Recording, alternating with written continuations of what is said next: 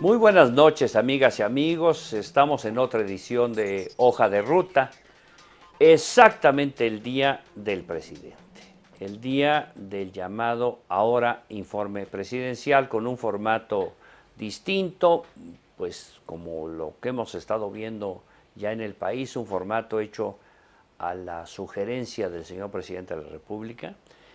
Y bueno, pues hoy le sugerimos al periodista, director de la revista justamente Hoja de Ruta, que nos hiciera favor de platicar, de reportear lo que pasó en la ceremonia de pues el informe o el mensaje alrededor del informe, no sé cómo se podría llamar la ceremonia, que ocurrió en el patio central de Los Pinos. Está con nosotros, perdón, Del del Palacio Palacio Nacional, Nacional, del Palacio claro. Nacional. Está con nosotros el señor don Jorge Terán, que es director de la revista Hoja de Ruta. Y de plano me gustaría, Jorge, que nos platicaras cuál es tu impresión de toda esta irregularidad que ha habido a contar de un evento que era muy seguro, muy firme, que todo el mundo sabía que era el 1 de septiembre y que era Claro. el informe presidencial y que ahora, bueno, pues ya no sabe uno realmente en qué quedamos, ¿verdad? No, bueno, hay que empezar a ver que desde ayer hubo un gazapo del presidente Felipe Calderón, desde el último de agosto, en donde dice que ahora la norma constitucional impedía ir al Congreso y que por eso iba a dar un mensaje abusivo al día siguiente. En lugar de alusivo, escribió abusivo en su Twitter el señor presidente. Entonces, desde ahí empezó el chacoteo. Y luego, el 1 de septiembre, todos los secretarios de Estado ofrecieron conferencias de prensa para informar de sus logros. Y fue el secretario de Gobernación a la Cámara, entregó el informe, duró la ceremonia 2 minutos. Y el Y primero, eso era lo que solía ser el eso informe era el informe presidencial. presidencial. Y al día siguiente, el primero, en Palacio Nacional, cerraron todo el centro histórico, provocaron un caos vehicular majestuoso para que el presidente hablara hora y 10 minutos en un mensaje, me parece a mí que no tenía una estructura adecuada. No sé quién se lo habrá redactado, pero tenía claramente dos partes. Una primera que hablaba de 10 puntos, de sus 10 puntos del año pasado, en donde se le olvidaron los 72 migrantes muertos. A mí me parece que hay errores muy graves, que yo no sé si sean mezquinos o solo tontería, de parte de quien redactó el mensaje, en donde hace un reconocimiento a los alcaldes muertos en el combate al narcotráfico y se le olvidó el candidato Del Rodolfo PRI. Torro, pues, ¿no? Digo, por ejemplo, pues cosas como esas que se encuentra uno en este. Entonces el discurso estaba dividido en dos grandes partes. Una primera parte en donde hablaba de los 10 puntos que había hablado de ellos el año pasado, y luego una segunda parte en donde habla de los logros del gobierno, y luego al final, donde nos presenta, en estas dos partes, nos presenta un país maravilloso, un gobierno efectivo, con muchos resultados, en fin, con logros monumentales, vamos ganando en todos los campos, pero luego al final nos llama a los mexicanos a hacernos cargo de las cosas. Digo, es como si en el caso del tema de la inseguridad, por ejemplo, es como si en tu casa tú de pronto les dices a tus hijos, bueno, pues ahora resulta que ya todos somos responsables. Luego entonces tú tienes responsabilidad, que estás estudiando, tienes responsabilidad de pagar tu escuela y trabajar y todo, porque yo ya no soy jefe de familia. Yo ya somos todos y a todos nos toca, que parece que es un error. Yo no creo que la responsabilidad de darnos seguridad a todos los mexicanos es una responsabilidad de todos los mexicanos y ya no del gobierno federal, pero bueno. Y luego termina llamando al diálogo, a la negociación, a olvidar rencillas y a olvidar. Entonces dice uno, bueno, si primero me presentas a un país maravilloso con un gobierno muy efectivo, pues ¿para qué cambiamos? ¿Para qué me pides que hagamos otras cosas distintas si vamos Muy estupendo? bien. Me parece que esta estructura de discurso del presidente, de este mensaje alusivo y no abusivo, me parece que estuvo mal, que alguien se lo planteó. Y luego, digo, yo vi a Felipe Calderón, al presidente Felipe Calderón, muchas veces en la Cámara de Diputados. El discurso termina como un discurso en la tribuna de la Cámara de Diputados, más que en un discurso hacia la nación, hacia los ciudadanos o hacia quien lo quisiera ver, porque además tampoco estaba en red nacional, solo estaba en un par de canales en la televisión. Entonces, creo que hay muchas cosas que no deberían pasar. Primero deberíamos tener una rendición de cuentas más efectiva, esto tendría que regularse, pues me parece que funciona con base en las ocurrencias de un jefe de prensa más que de un hombre de Estado. Digo, Twitter ha estado todo el día el presidente, el gobierno federal y todos sus funcionarios mandando mensajes y muchísimos mensajes y en fin, un montón de cosas en torno a los logros del gobierno. Han llamado a los teléfonos celulares, no sé si al tuyo llamaron, para ponerte la grabación de Felipe Calderón diciéndote, hola, habla Felipe Calderón. A la oficina hablaron 3 veces, a mi casa hablaron en la madrugada, pues porque como nunca estás, pues no, en la madrugada que hay quien conteste, pues a esa hora contestaron. Me parece que hay muchas cosas que nos tendrían que informar y que esto tendría que regularse. Yo creo que desde el Congreso fue evidentemente un error haber eliminado la ceremonia del 1 de septiembre, del inicio de los periodos de sesiones con el Congreso General.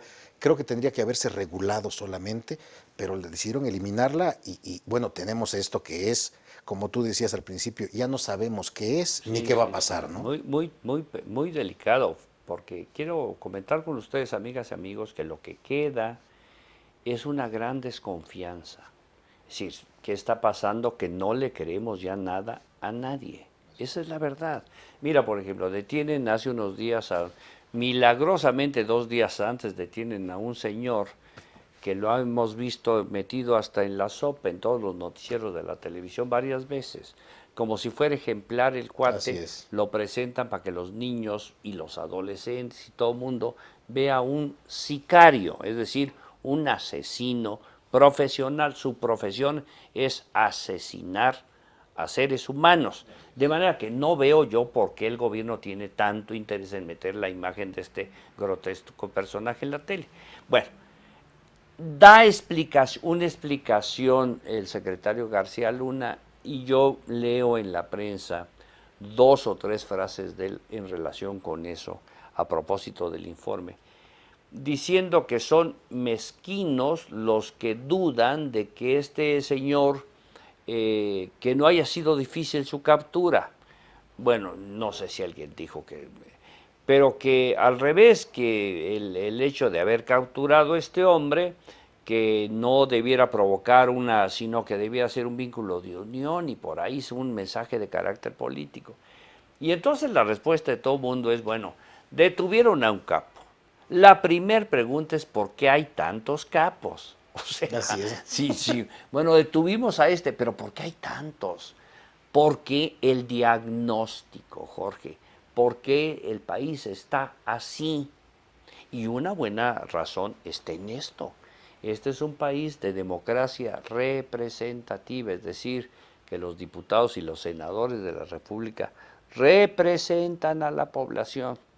No es una democracia en que yo invito a mis amigos y a los que hablan mal de mí, pues los ignoro y digo lo que yo quiero en las condiciones que yo quiero, sin ninguna regla, sin ninguna obligación de nada, porque al final de cuentas no deja ser solo un escenario mediático.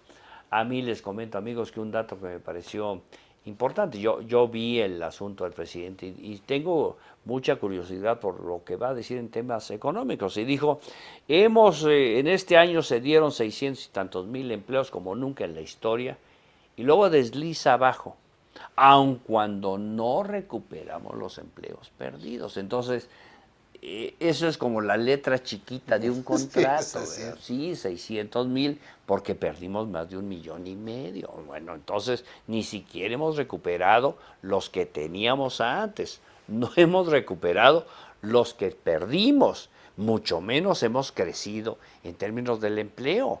O sea, en términos reales no se ha producido un empleo nuevo, uno solo.